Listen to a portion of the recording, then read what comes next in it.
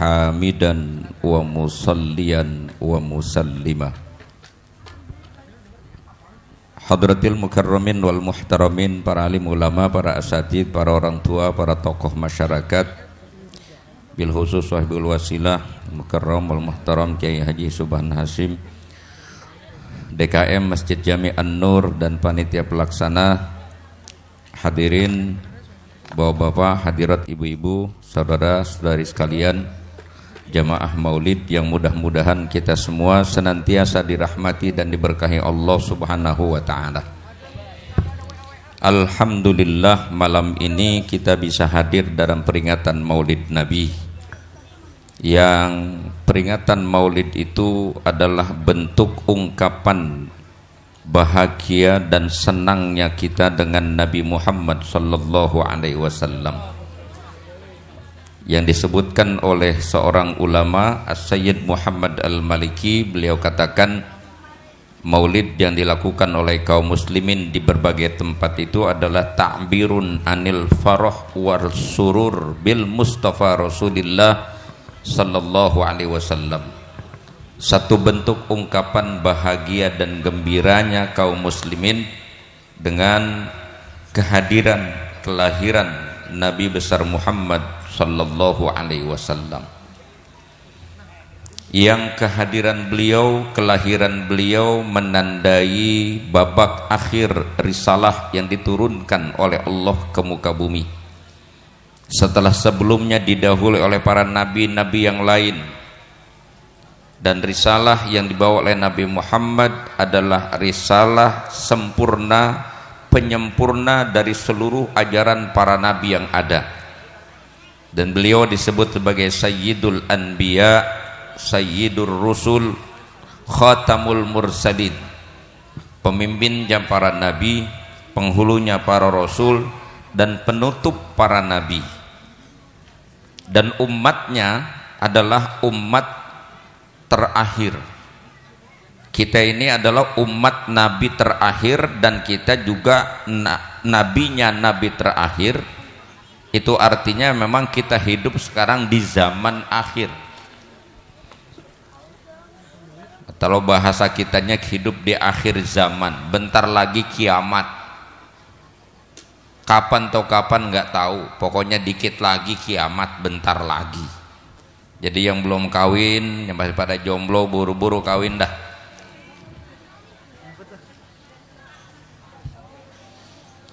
Ini saya mulain ceramahnya bagaimana, ini orangnya rungsep banget ini.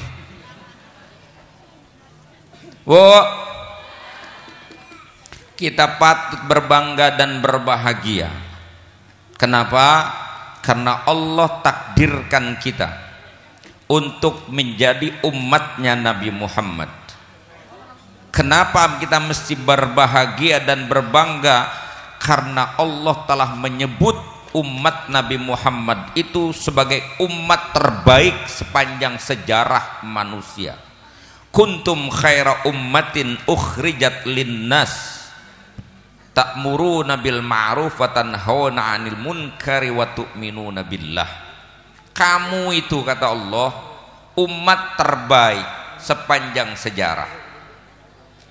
Ini makanya saya nggak bisa ngomel, karena yang saya hadapin ini orang-orang terbaik semua ini. Ini bukan orang sembarangan ini. Ini orang yang dibikin, yang orang-orang ini umat-umat terdahulu iri sama ini orang ini. Biar potongannya kayak gini juga kita. Bahkan para nabi saja kepengen jadi umat Nabi Muhammad. Nabi, ibu kenal Nabi Musa? Kenal Nabi Musa? Wih, nyor. Aku kenal Nabi Musa. Kenal di mana? Di medsos. Nabi Musa itu ketika diberitahu ada umat terbaik, minta supaya itu dijadikan umatnya. Tapi kalau tidak, itu umatnya Nabi Muhammad, Nabi akhir zaman. Maka sebegitunya tahu Nabi Musa itu umat terbaik, walaupun Nabi Musa pangkatnya seorang nabi dan rasul, masih kepengen untuk menjadi umat Nabi Muhammad. Lah kita ini apa sebenarnya? Kita bukan siapa-siapa, tapi Allah takdirkan kita menjadi umat Nabi Muhammad sallallahu alaihi wasallam. Dan mudah-mudahan kita sampai mati terus ngikutin ajaran Nabi Muhammad. Karena ajaran yang beliau bawa ini adalah ajaran yang akan menjamin keselamatan kita dunia dan akhirat. Ajaran ini bila kita jalankan dengan baik dan benar, kita ikuti, kita teladani baginda Rasul, kita akan mendapatkan jaminan sukses dunia dan akhirat. Kita akan mulia dan bahagia dunia dan akhirat. Apapun latar belakang kita, apapun posisi kita, bagaimanapun hidup kita, selama kita berpegang dan ngikutin ajaran Nabi, pasti kita akan sukses dunia dan akhirat. Bukan sekedar sukses dunia, akhirat pun kita akan sukses meraih surganya Allah Subhanahu wa taala. Ini semuanya ini saya hadapi ini calon-calon penghuni surga semua ini. Calon aja udah girang bener kita. Calon. Yang namanya calon itu bisa jadi bisa kagak. Bener? Dan biasanya yang jadi sama yang kagak banyak kan? RT calonnya 3, yang jadi 2 gagal. Kemarin tuh calon dewan di Mua, di tiang listrik, di Puunan, masang spanduk semuanya. Jadi semua. Banyakan jadi, banyakan kagak. Banyakan kagak. Ini calon-calon semua. Bakal jadi apa kagak? Biarin Bu, kalau calon RT yang jadi cuman atu, calon dewan yang jadi cuman berapa, itu memang kursinya terbatas. Sorga tidak terbatas. Allah sudah jatah buat kita semua. Insya Allah jadi kita semua menjadi penghuni sorga. Tapi aminnya gampang, ngelakoninnya itu. Ya kuncinya itu, ikuti ajaran ini. Kul hadhihi sabili ad'u ilallahi ala basiratin ana wa manittaba'ani. Gitu ayatnya. Aku dan orang yang mengikutiku itulah jalan ini. Jalannya adalah jalan kita menuju kepada sukses dunia akhirat kita ini. Inilah jalannya al-Islam. Inilah jalannya yang telah diretas dan dibuka, dibawa, dihantarkan Nabi kepada kita. Jangan cuma ngomong doang pengen ke sorga. Kalau masalah ke sorga semua juga pengen. Jangankan model begini yang rajin ngaji, jablay aja gak ngaji pengen sorga. Betul? Jangankan bapak yang masih rajin sholat 5 waktu, masih rajin ibadah, rajin ngaji, hadir ke pengajian, bajingan tengik yang gak kenal masjid, gak kenal musola, semua cita-citanya pengen masuk surga. Sebelum nyampe ke surga, buat dulu jalan surga di sini. Apa? Nggak usah bikin yang baru. Ikuti Nabi Muhammad. Al khairu kulluhu fil ittiba. Kebaikan secara keseluruhan ada pada saat kita mau ikuti ajaran yang telah Nabi sampaikan kepada kita. Itu yang disebut dengan jaminan. Dan Nabi menjamin kita semua. Allah menggaransi kita semua akan sampai pada cita-cita yang tertinggi manusia, hidup dalam kebahagiaan abadi di dalam surga. Bapak Ibu, dengerin baik-baik, saya kasih quote ini yang anggap pembuka ceramah saya. Tidak semua kita berkesempatan menjadi orang kaya, dan tidak semua kita berkesempatan menjadi orang yang berkuasa. Tapi semua kita berkesempatan menjadi orang bahagia dan orang mulia. Karena bahagia dan mulia tidak Allah letakkan di dalam harta dan tahta, tapi Allah letakkan di dalam iman dan takwa. Itu kuncinya. Saya pretelin kalimatnya Bu ya. Ya Bu ya. Susah juga saat ini. Rada berat ini. Tidak semua kita berkesempatan menjadi orang kaya, betul? Ada yang kaya, ada yang miskin. Di mana-mana pasti begitu. Di setiap kampung, banyakan kaya, banyakan miskin orang.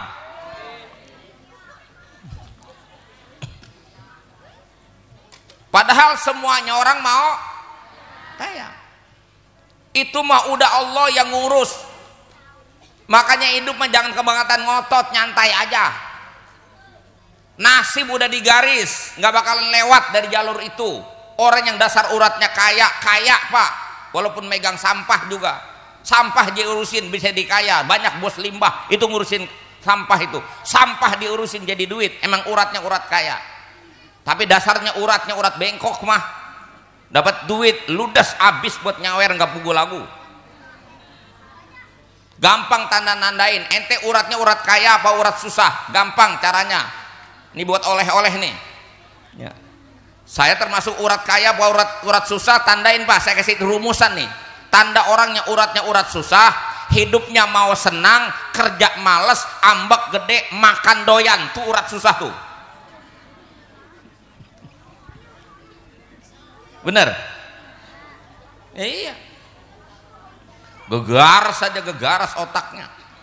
Kerja mah males. Nah, ambek gede, nggak boleh ditegor dikit ngambek. Nah itu. Kaya miskin udah Allah yang garisin, udah kita terima aja. Di inilah ajarannya. Ajarannya apa? Kalau dikasih kaya ente mesti syukur, dikasih susah ente mesti sabar. Cuman itu. Kalau ente kaya bisa syukur, ente bisa bahagia. Ente miskin, sabar, ente juga bisa bahagia. Jadi mau bahagia, nggak usah nunggu kaya. Ada orang susah nggak di sini? Ada orang miskin nggak di sini? Ada nggak? Di kampung ini ada orang susah nggak? Orang miskin dengerin. Ente kalau mau bahagia, nggak usah nunggu kaya. Pokoknya terima apa adanya, pasti bahagia. Yang dalam bahasa Nabi, wardo bima qasamallahu lak takun agnanas. Ini petunjuk Nabi. Ridholah kamu dengan pemberian Allah apa adanya, kau akan jadi orang yang paling kaya. Yang penting mah ridho. Itu yang dalam bahasa agama disebut dengan qanaah. Qanaah itu artinya tahu diri, nerima apa adanya. Itu baru bisa bahagia. Orang yang nggak tahu diri dan nggak bisa menerima apa adanya, susah untuk bahagia. Jangankan dia orang susah, orang kaya kalau nggak bisa menerima apa adanya, tetap hidupnya akan selalu merasa kekurangan. Ibu mungkin lihat orang kaya hidupnya pasti bahagia. Saya kasih tahu bu, nggak menjamin. Kalau dia nggak punya ridho di dalam hatinya. Ibu bilang enak banget dia mana lakinya ganteng, mana kerjanya mapan, mana duitnya banyak, bahagia banget itu mampu. Begitu ya? Bu, belum tentu. Bisa jadi ibu lebih bahagia yang punya suami udah jelek miskin. Tapi ibu bisa ridho dengan keadaan, insya Allah ibu lebih mudah untuk bahagia. Coba yang punya laki udah kaya ganteng 3 hari nggak pulang-pulang, koslet ibu punya otak, gelisah ibu punya hati. 3 hari dia nggak pulang, malam keempat ibu udah mongsang mangsing tidur kagak enak, makan pun kagak mau. Sebulan langsung kurus, 2 bulan stroke, 3 bulan mampus. Coba. Karena otak ibu udah kepikir aja tuh, laki gua udah 3 hari nggak pulang, seminggu nggak pulang. Waduh, ini laki gua mana ganteng, mana kaya, jam mampir di kampung mana aja, pasti pintu janda kebuka. Gelisah hidupnya. Coba yang lakinya udah jelek, miskin, jangankan 3 hari nggak pulang, 3 bulan nggak pulang, aman kata dia. Nggak ada pintu janda kebuka, orang susah jelek.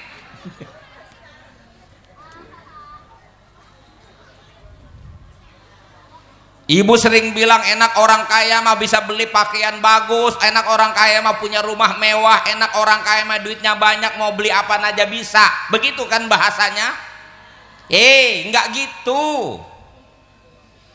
Orang kaya bisa beli makanan enak, orang kaya bisa bangun rumah mewah. Kebahagiaan tidak terletak di rumah yang mewah, di makanan yang enak. Saya mau tanya ibu, ibu tidur itu yang penting pulesnya apa empuknya kasur? Ya udah selesai. Orang kaya kasurnya mumbul, dipanah terbuat dari kayu jati ukiran Jepara, udah mumbul begitu, ditambah dengan matras, ditambah lagi dengan bed cover. Tapi kalau otaknya kagak tenang, pikiran kusut, mana bisa pules? Sekalinya pules, ngimpinya udah membedi. Mana enak coba? Tidur tuh nggak kudu-kudu di atas spring bed yang empuk, yang penting mah pules. Tidur di atas spring bed empuk dengan tidur di atas aspal, kalau udah pules sama nggak urusannya? Nggak usah ngiri. Makanya Bu, yang penting itu enak makan apa makanan enak? Kalau udah selesai sebenarnya di situ. Yang penting mah enak makan Bu, bukan makanan enak. Memang butuh duit banyak bisa beli makanan enak, tapi orang yang bisa beli makanan enak belum tentu bisa enak makan, gitu kan? Kalau gitu yang penting apanya? Enak makannya yang penting mah.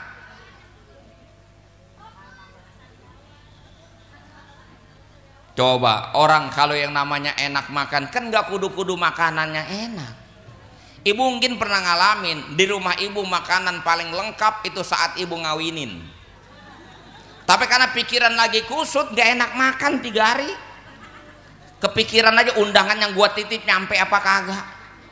Entar di hari haknya hujan apa kagak, entar di hari haknya orang yang gua undang inget apa kagak. Akhirnya nggak enak makan, kusut otaknya.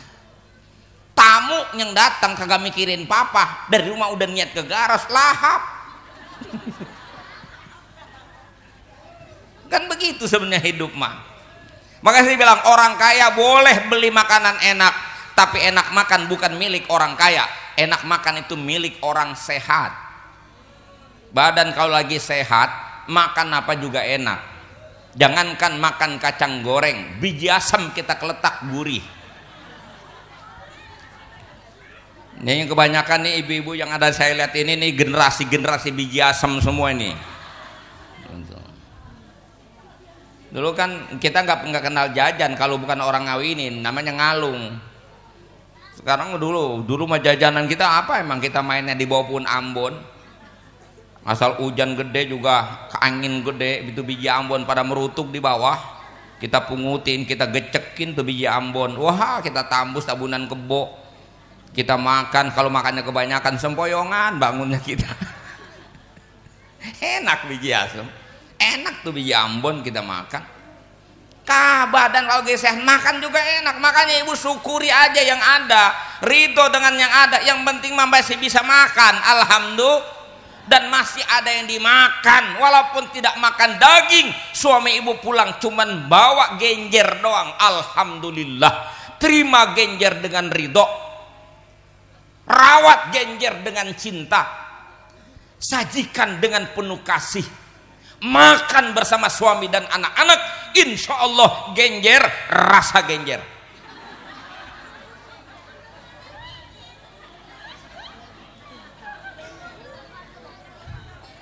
Dah iya kan, enak kan? Badan udah sehat kita lagu-laguin aja enak itu. Segala genjer lah, segala jantung pisang lah, kita makan enak kalau lagi sehat. Makanya nggak mesti bapak pengen makan enak nunggu punya duit banyak, nggak usah. Yang penting mah badan sehat, awak sehat, bahagia hidup kita. Betul? Nikmat bukan itu? Nikmat kagak disyukuri. Orang kaya bisa beli makanan enak, tapi orang kaya nggak bisa beli yang namanya enak makan. Enak makan bukan milik orang kaya, enak makan milik orang lapar. Orang kalau lagi lapar makan apa juga enak. Sekarang saya mau tanya, yang lebih sering lapar orang kaya apa orang susah? Nah, hidup orang susah. Maknai hidup biar benar. Jangan kebembat sama dunia. Dunia bukan tujuan, tujuan kita akhirat. Dan jangan ngimpi pengen bahagia akhirat di sini tidak pernah mau berusaha jadi orang baik. Ya Bu ya. Ya Bu ya. Ya Bu ya.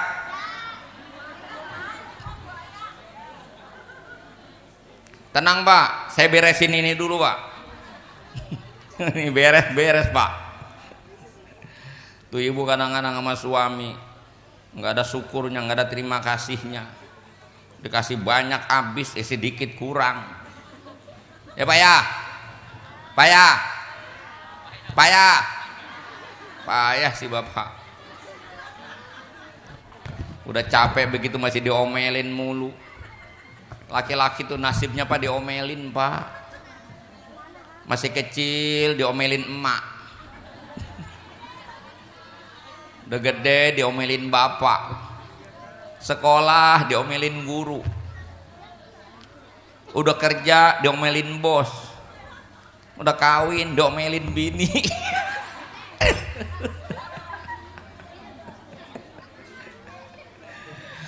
Dan apa aja yang salah ujungnya laki-laki yang disalahin, betul? Nanti kita ngomong begini, itu perempuan itu kalau nggak hormat, nggak ridho suaminya, neraka dia, kan begitu. Diulas lagi, Pak, kemana-mana juga yang namanya bini mah tergantung lakinya. Iya lagi aja. Ibu asal tahu suami ibu tanggung jawabnya berat minta ampun. Ibu kagak sembayang, suami ditanya. Ibu buka-buka aurat, suami lagi ditanya. Anak kagak beres, laki yang ditanya. Ibu yang brengsek, laki yang ditanya. Salah mulu Pak, jadi laki salah. Udah begitu masih salah, pokoknya salah Pak, salah. Salah. Paling enggak salah nyari bini.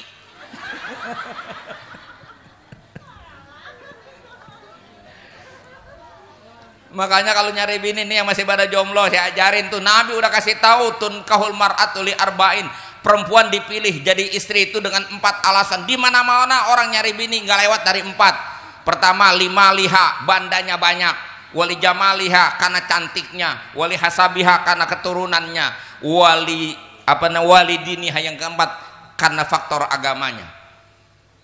Nabi bilang apa sama kita? Fadbat bidatid din taribat yadak. Kau tidak lihat yang lain, kau cukup lihat agama, pasti kau selamat. Punya bini yang punya iman, yang punya iman yang benar, punya amal soleh. Selamat Pak, tuh baru bener nyari bini. Jangan asal dan napasnya di jalanan dibawa pulang. Nih yang begini-begini dek, nih yang begini-begini boleh nih ambil nih jadi bini. Nih, insya Allah nih wanita-wanita soleha semua. Ambil nih yang begini ini nih. Solehah insya Allah. Lagi ngaji, ya lagi ngaji. Kan kita kalau lagi ngaji kayak orang bener semua lagunya.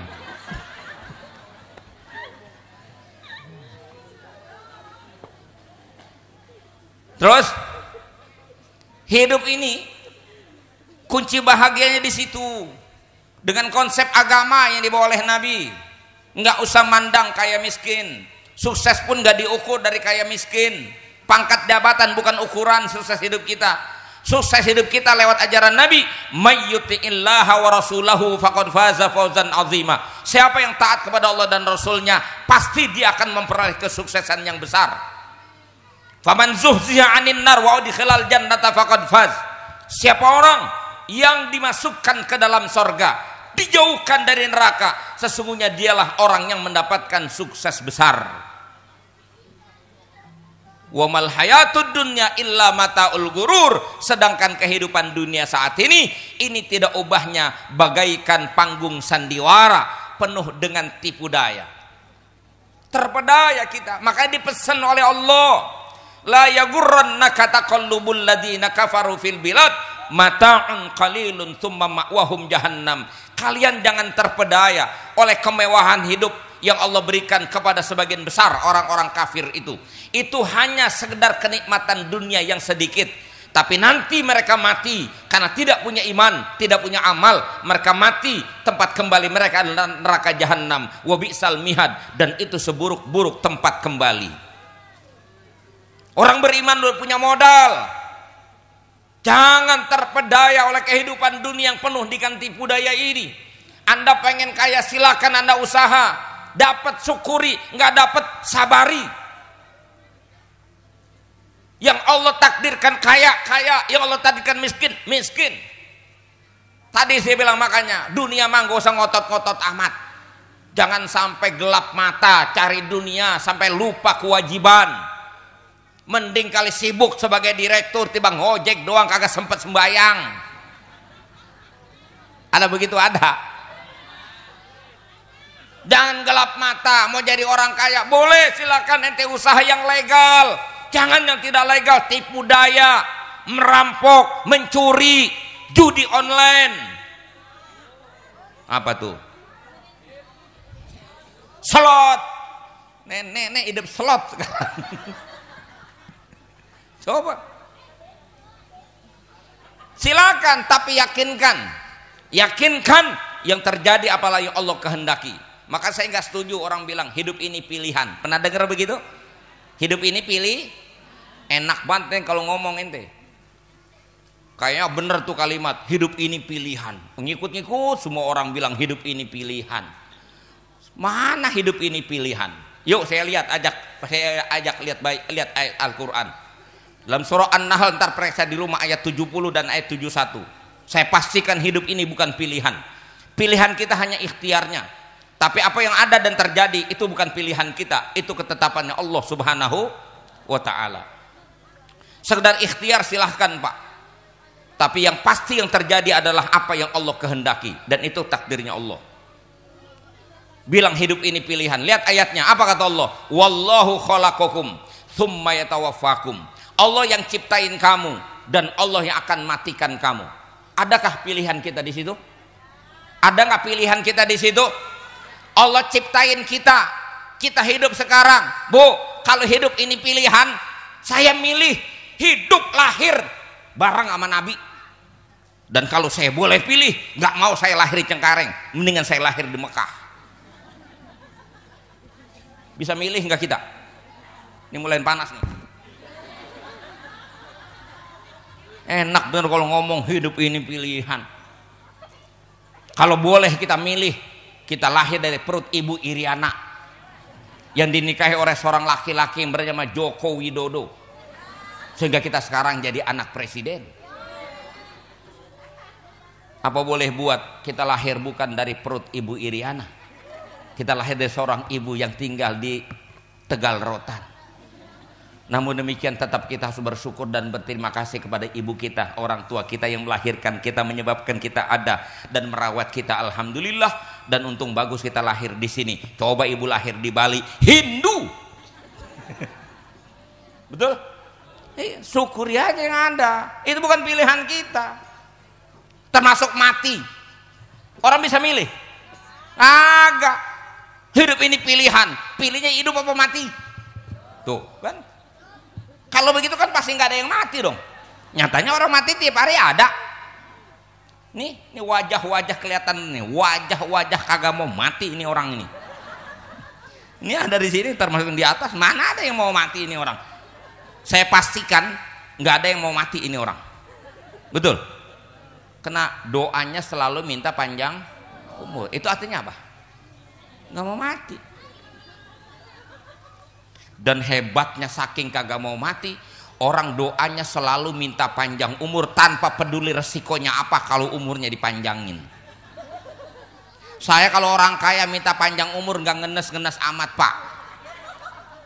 Ini udah susah ngontrak, sama doanya minta panjang umur. Bayangkan kalau doanya diterima, umurnya dikasih 200 tahun, emang kagak capek kebelangsak? Tapi saking kagak mau mati, walaupun susah tetap minta panjang umur.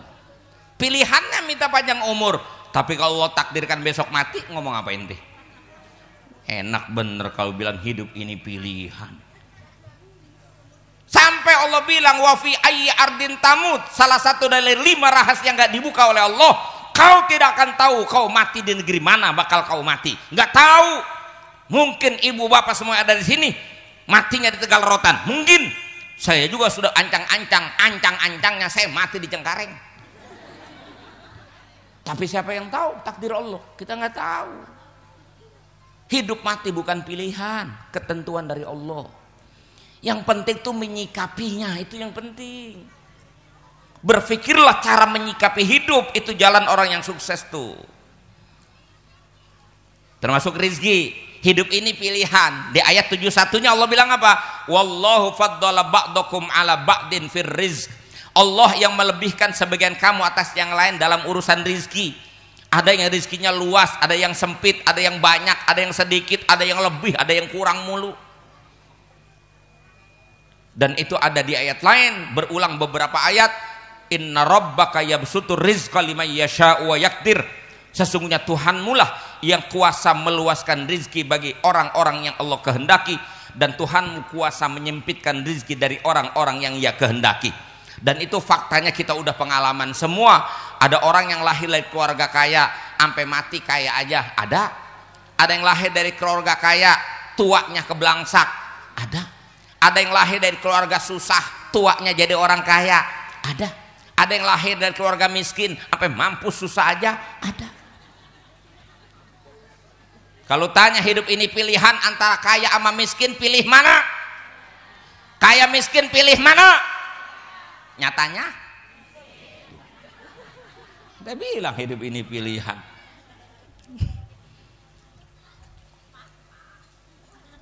Paham sampai situ? Paham kali.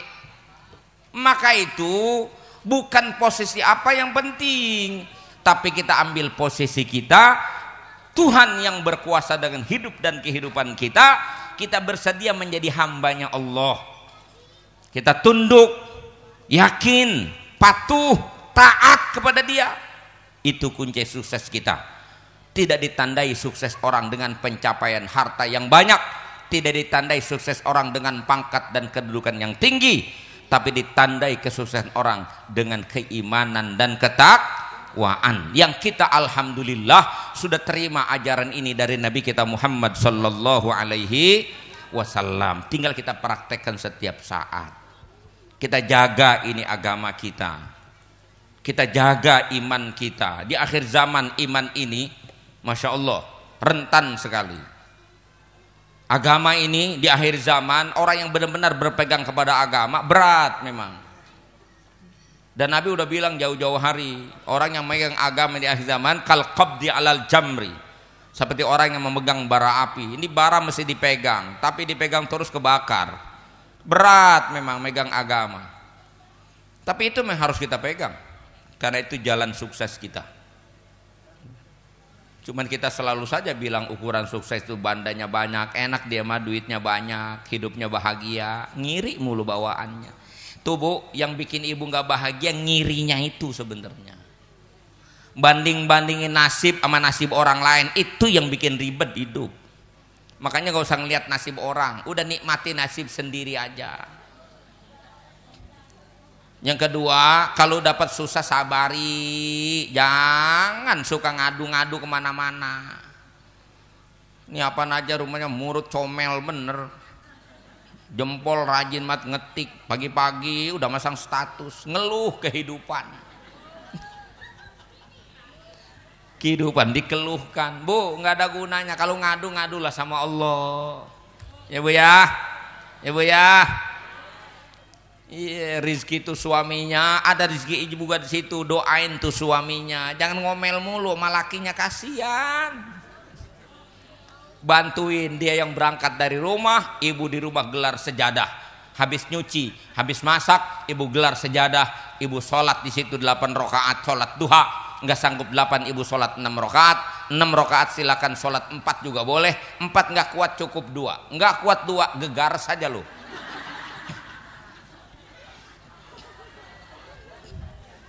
Nah, habis itu ngomong sama Allah, bilang sama Allah, Allahumma in kana rizki fis sama fa anzilhu. Ya Allah, seandainya rizki kami masih nyangkut di langit, turunin cepet ya Allah. Udah capek banget ini jadi orang susah, turunin ya Allah. Wa in kana ba'idan faqarribhu. Kalau jauh deketin ya Allah, deketin. Suami saya udah ngayap ngerantau kemana-mana, masih susah-susah juga, kasihan amat laki saya. Deketin ya Allah, biar rizkinya cukup di depan pintu aja. Wa in kana mu'siran fayassirhu. Kalau susah dapetinnya, gampangin ya Allah, gampangin. Selama ini laki saya kadang-kadang bawa dagangan daun singkong, dia bawa dagang ke kota. Segala kangkung dia bawa, masih seger pulang, masih kangkung-kangkung juga udah pada loyo. Susah amat, gampangin ya Allah. Ngomong sama Allah, jangan curhat sama manusia. Masang status selebar jagat, tahu semua aja susah. Kata temennya nih, kata bestinya, betul dia ngeluh tentang kesusahan hidupnya. Kata bestinya, ya po emang lu doang, gue juga sama. Tuh kata bestinya tuh. Kalau kata musuhnya nih, atau paling tidak orang yang kagak demen, kan ada aja dalam pergaulan kita. Depan kita mah romanya baik banget, di belakang masuk ngomongin kita mulu, kan ada yang kayak gitu, ada. Tuh begitu baca status ibu lagi ngeluh tuh dia baca sambil nyengir. Mampus lu rasain, coba lihat. Apa untungnya coba? Mendingan ngadu sama Allah. Hidup kita jadi dekat dengan Allah. Gitu kan? Betul? Udah mulai nyari, berhenti curhat di sosmed. Status yang gagak-gagak. Bikin status yang girang aja girang. Saya tiap hari masang status mobil mulu saya pasangin. Iya, itu kan disebut dengan law attraction namanya. Iya bu, doa itu. Makanya alhamdulillah, saya nggak punya duit beli mobil 1,3 miliar. Ada orang bawain mobil ke rumah saya, suruh pakai tuh mobil. Lah, kan yang penting mah to use not to have. Iya, tidak mesti punya, yang penting mah bisa make. Iya kan? Mana bensinnya full dikasih, mana e-tolnya siapin 2 juta sama dia. Kemarin beberapa hari saya pakai bensinnya habis, langsung ditelepon sopirnya suruh ambil mobil. Saya bilang mau dipakai sama dia, ternyata kagak, ditaruh lagi di rumah saya. Saya lihat bensin udah full lagi aja. Coba, not to have but to use. Itu santai cing, hidup mah. Paham? Iya, jangan melotot, serem saya. Biasa aja. Ya bu, bahagia tuh di sini, bukan di duit. Ibu tahu kantong tuh di mana adanya? Tuh kantong tuh adanya di samping. Celana kantong ada di samping, ada di belakang. Ibu-ibu naruh duit di dompet. Dompet nggak nyambung sama awak. Sebenarnya ibu itu nggak butuh duit pak, yang ada aja lepas-lepas tuh duit. Yang penting mah di sini. Emang ada orang bikin kantong di sini atau di sini? Nggak ada. Di samping, hanya untuk pendukung saja. Jadi walaupun mungkin orang pandang kita nggak berharta, tapi kita berjiwa orang kaya. Itu yang Nabi bilang, laisal ghina an kasratil arad, walakinnal ghina ghinan nafs. Kaya itu bukan dilihat dari harta, tapi orang yang kaya hati. Hatinya penuh dengan iman, hatinya penuh dengan yakin. Maka ketika dia dapat nikmat dia bisa bersyukur, ketika dapat ujian dia bisa bersabar. Itu orang yang bisa bahagia hidup dengan kondisi apapun. Dan itu yang diajarkan oleh Nabi kita. Kita maulid malam hari ini menegaskan sikap kita. Ya, dunia ini jadikan mazra'atul akhirah, tempat kita menanam hasilnya nanti di akhirat. Dan jangan jadikan dunia sebagai tujuan hidup. Dunia adalah sarana hidup kita menuju sukses di akhirat kelak. Mudah-mudahan apa yang selama ini kita lakukan berupa dosa yang pernah terjadi, Allah ampuni dosa-dosa kita. Kebaikan-kebaikan yang pernah kita lakukan, mudah-mudahan diterima dan lipat gandakan balasannya oleh Allah Subhanahu wa taala. Ke depan, mudah-mudahan Allah bimbing kita dengan taufik dan hidayahnya. Allah jaga hidup kita, Allah perbaiki kualitas hidup kita, Allah jaga dan perbaiki keluarga kita. Sehingga pada saatnya kita mati menghadap Allah, kita mati membawa iman, mati dalam keadaan husnul khotimah. Urusan dunia bagaimanapun carut marutnya, sikapi dengan bijaksana dan sederhana, nggak usah dipersulit, ya Bu ya, ya Bu ya. Ya, nih saya kasih rumusan dari Nabi. Namanya Maulid, Nabi itu udah begitu. Ya, bagaimana menyikapi hidup. Boleh? Boleh? Ini dalilnya saya sampaikan supaya kita bisa bahagia hidup dalam kondisi apapun. Intinya hidup ini jangan terlalu tinggi angan-angan, nggak usah terlalu tulul amal, itu namanya tinggi angan, nggak usah. Hadapi aja kenyataan, realitas kehidupan kita terima.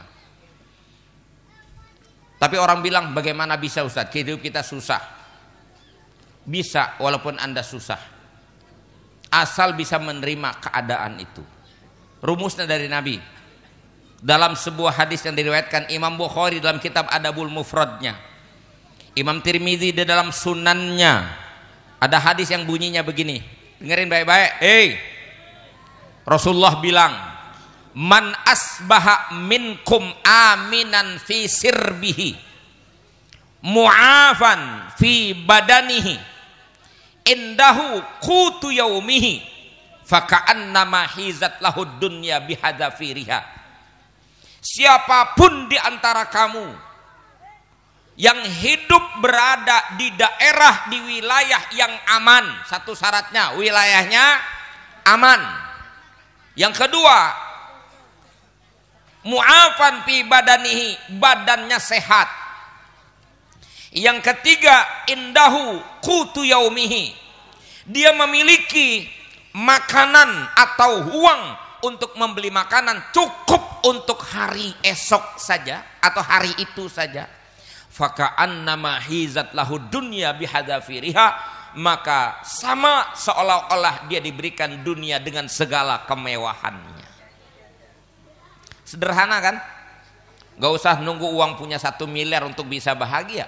100.000 pun pagi besok kita punya uang, kita udah bisa bahagia. Kenapa? Tercover untuk sarapan, tercover buat makan siang, tercover buat makan sore, makan malam, selesai. Yang penting hidup di wilayah aman. Saya tanya, kalau Tegal Rotan aman tidak? Aman, nggak ada perang kan di sini? Aman. Kita naruh apa aja aman, naruh motor aja aman kita. Pakai sendal aman kalau jelek. Aman, nggak ada perang. Kayak saudara kita di Gaza, susah Bu, moro-moro bikin mulu dan begini, sembahyang aja di bom. Kita aman, nggak ada alasan kita nggak bahagia. Ya, yang kedua badan sehat, sehat badannya sehat, sehat badannya sehat, gampang tanda nandain orang badan sehat, asal makannya nambah juga sehat. Gitu. Yang ketiga punya ongkos hidup hari itu, nggak usah nunggu besok, bulan depan, tahun depan. Yang penting hari itu cukup. Udah itu kata Nabi, sama dengan orang yang dikasih dunia dengan segala isinya, sama. Dan Imam Syafi'i juga bilang dalam syairnya, in kunta dza qalbin qanu fa anta wa malikud dunya sawa. Kalau kamu memiliki hati yang qanaah, hati yang selalu merasa cukup, maka engkau dan para sultan itu sama-sama. Nggak ada bedanya. Ini bikin kita susah tuh kan, angan-angannya kejauhan. Nih ibu-ibu lebaran, baju lebaran baru 2 kali nyuci aja udah mikirin lebaran tahun depan. Itu yang bikin susah tuh. Baju lebaran kreditnya aja belum lunas udah ngambil kreditan baru. Itu yang bikin masalah. Saya dimusuhin sama tukang kreditan nih cara mah begini. Ustaz jangan begitu Ustaz, kreditan saya nggak laku jadinya. Ngeliat rumah orang bagus, dipikirin bayar listriknya bagaimana, pentolol. Ada begitu orang, ada. Lagi pergi kondangan ngeliat rumah gede banget, dibilang, "Saya itu rumah gedenya, itu bayar listriknya bagaimana itu?" Kata yang satu, bukan listrik, gue pikirin itu cara nyapu ngepelnya bagaimana itu. Lah orang yang punya rumah aja mikirin ngepel nyapu, pentolol minta ampun. Itu orang cerita orang kaya hartanya hektaran di wilayah anu, tanahnya hektaran, yang ini banyak. Dia pikirin itu bayar pajaknya bagaimana. Rumah orang berjejer mobil, dia pikirin aja itu beli bensinnya bagaimana. Lu tolol banget lu, ngapa? Lah orang yang punya lo pikirin, udah nikmati apa yang ada. Betul. Udah tahu kalau orang susah bebannya banyak. Lu pengen jadi orang kaya lagi kan begitu. Udah nggak usah, makanya terima apa adanya, itu kunci bahagia. Neng ya. Ya. Nyari suami jangan dilihat kaya miskinnya. Lihat dia taat nggak sama Allah. Jadikan dia imam untuk menghantarkanmu ke dalam sorga. Itu yang penting. Jangan lihat tampan dan gantengnya, duitnya banyak, hartanya banyak, pakaiannya mewah, tapi iman kagak ada. Nggak lama lu bahkan disia-siain. Hari itu digandeng kamu, besok dia akan gandeng Jablay ngomong apa. Makanya biar begitu, mendingan pilih santri, biar kesrek-kesrek awaknya. Insya Allah tanggung jawab. Ya, yang dia dekep kitab, yang dia tenteng berkat. Aman nggak ente? Aman. Hidup santri. Gitu. Sama nih orang tua juga kalau milih mantu, jangan lihat kayaknya, solehnya lihat. Titip anak ibu sama dia baru bener. Yang ngaji mah butuh iya aja, ntar mau pulang lain lagi. Tanya lu kerja di mana? Dibohong nah calon mantu, dibuang. Wah ngomong calon mantu gua kerja dibuang. Gua nggak tahu mah cleaning service. Yeay. Ibu pilih mana coba? Ada laki-laki tampan, kaya raya, datang pakai mobil BMW. Di waktu yang sama datang santri, kesrekan, gudigan, naik sepeda BMX. Kayaknya tuh anak akan diserahin kepada orang kaya yang naik BMW kayaknya ya. Terserah dah pokoknya. Yang pasti bahagiamu bukan di harta, bahagiamu ada di dalam hatimu. Ketika hati ini penuh dengan iman, hati ini penuh dengan yakin, dan itu kita ikuti jalan hidupnya Nabi kita Muhammad Sallallahu Alaihi Wasallam. Jelas? Paham? Udah jelas, udah paham. Terima kasih. Mohon maaf. Wassalamualaikum warahmatullahi wabarakatuh.